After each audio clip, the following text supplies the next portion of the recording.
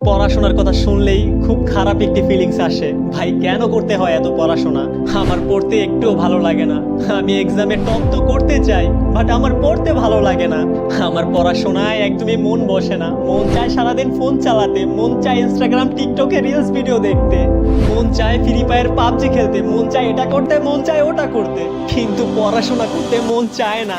আরে ভাই তাহলে শোন, কখনো কখনো নিজের দিলের কথা শুনিস।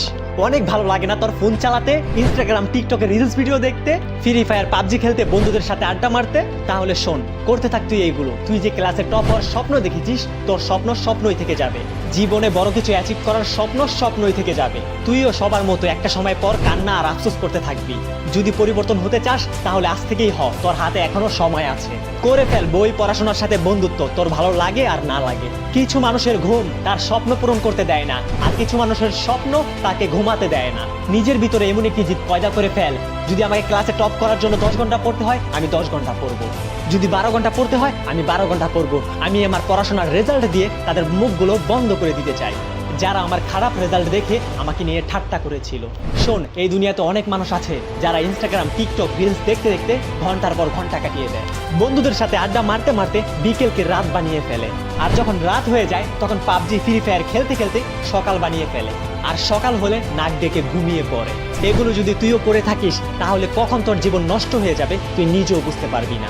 আরে নিজেকে আর কত মিথ্যে বলবি? আজ পড়বো, কাল পড়বো, সন্ধ্যায় পড়বো, বিকেলে পড়বো।